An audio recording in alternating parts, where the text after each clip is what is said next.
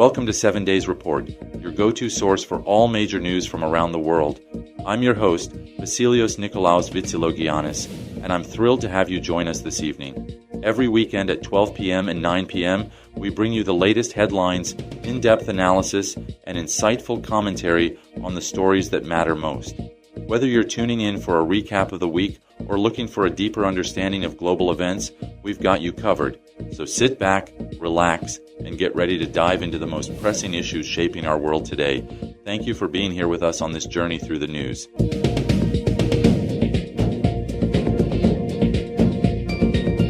On February 23, 2025, Germany held its fourth snap election in the post-war era, marking a pivotal moment for the country's political landscape. Approximately 59 million eligible voters cast their ballots to elect the 630 members of the 21st Bundestag, with key issues such as the economy, migration, and conflict dominating the campaign.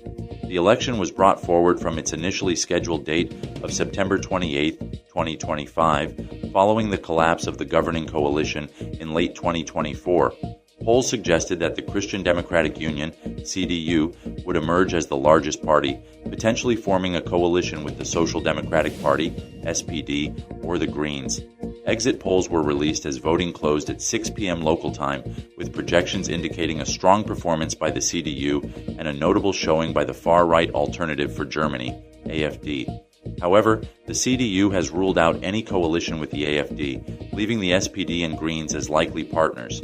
The official final results are expected on Monday, as each of Germany's 16 federal states and constituencies finalize their counts.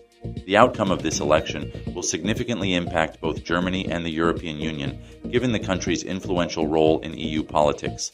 Deutsche Welle and other media outlets provided extensive coverage, analyzing the implications of the election results for Germany's future.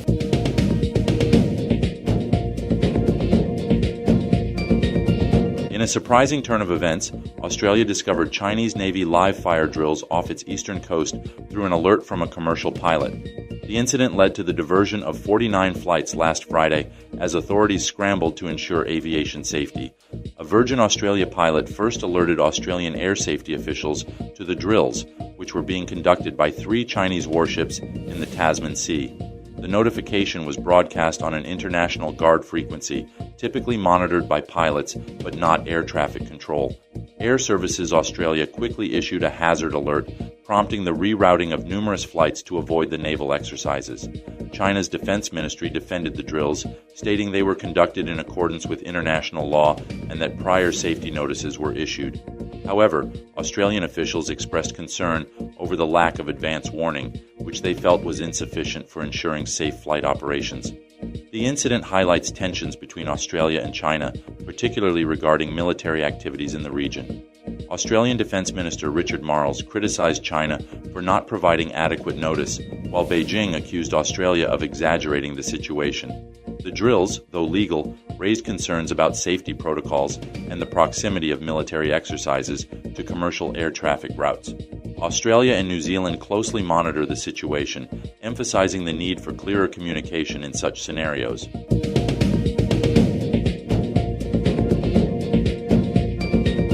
Ukrainian President Volodymyr Zelensky has emphasized that a draft minerals deal between Ukraine and the United States does not include definitive security guarantees. Despite this, Zelensky views the agreement as a framework for future negotiations, which he hopes will lead to stronger security commitments from the U.S. The deal, which involves Ukraine allocating half of its future natural resource revenues to a jointly managed fund, has been a subject of intense negotiation. Zelensky has consistently pushed for explicit security assurances in exchange for access to Ukraine's mineral resources, including rare earth minerals and hydrocarbons. However, the current draft merely states that the U.S. supports Ukraine's efforts to obtain security guarantees necessary for lasting peace, without making any concrete commitments. This ambiguity has raised concerns in Kyiv, where officials insist that security guarantees are essential for any agreement. Zelensky is scheduled to visit Washington soon to finalize the deal with President Donald Trump. The Ukrainian leader remains optimistic that ongoing discussions could yield more substantial security assurances in the future. Meanwhile, European leaders are also engaging with the U.S. on proposals for a peacekeeping force, highlighting the broader geopolitical context of the conflict. The absence of clear security guarantees in the draft has sparked debate about the deal's implications for Ukraine's ongoing conflict with Russia and its relations with Western allies.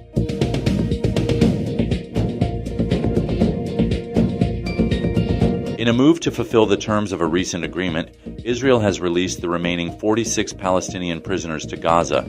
This action follows a series of exchanges between Israel and Hamas, facilitated by Egyptian mediation under the ceasefire deal that began on January 19th.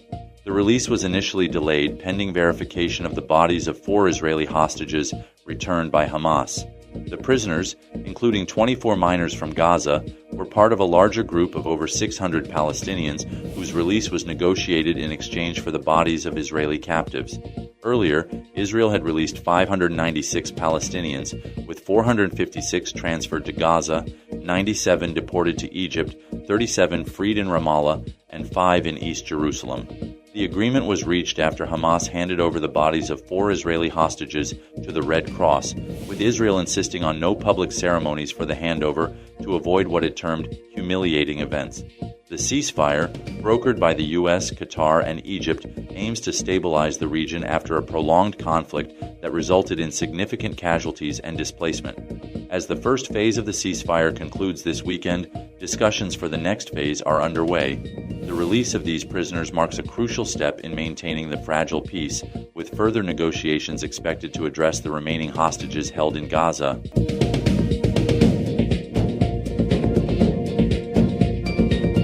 It has been 2 years since the devastating Tempe train crash on February 28, 2023, which claimed the lives of 57 people, mostly young students. The incident continues to haunt Greece, with widespread protests and strikes planned across the country and protests across some countries abroad to mark the anniversary. The crash involved a head-on collision between a passenger train and a freight train, resulting in one of Greece's deadliest rail disasters. The sole survivor from the front carriage, Gerasimos Iasonas, remains in a coma after being ejected from the train. Despite extensive medical treatment abroad, his condition has not improved. Recent revelations have fueled allegations of a cover-up, with reports suggesting that the freight train was carrying 10 tons of flammable liquids, contributing to the severity of the disaster. An audio recording from the scene has highlighted the desperation of survivors who were trapped and suffocating from the flames. The government faces intense scrutiny over delays in the investigation and perceived lack of transparency. Demonstrators are calling for accountability, with slogans like, "I have no oxygen," echoing the pleas of those trapped in the wreckage. As Greece prepares for nationwide strikes, the Tempe disaster remains a stark reminder of the need for rail reform and justice for the victims' families.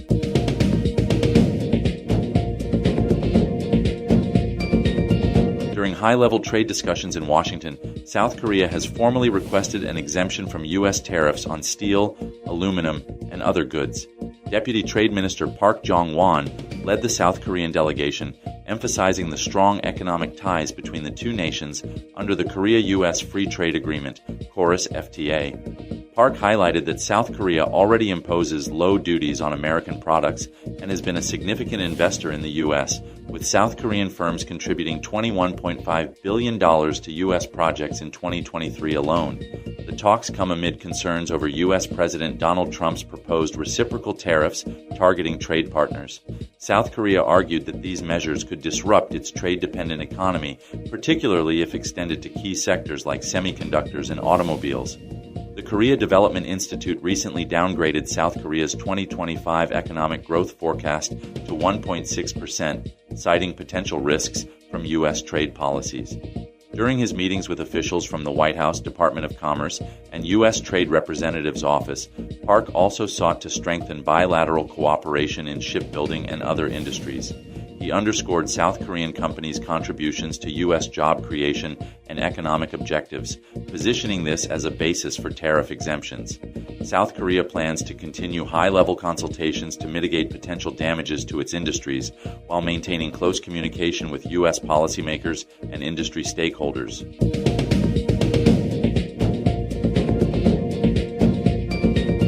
As we wrap up another edition of the 7 Days Report, I want to extend my heartfelt thanks for joining me this evening. We've covered a wide array of significant global events, and I hope you found our news insightful and engaging. Remember, you can catch us every weekend at 12 p.m. and 9 p.m. for your weekly major news from around the world. Your feedback and interactions are what make this show special, so don't hesitate to reach out and share your thoughts.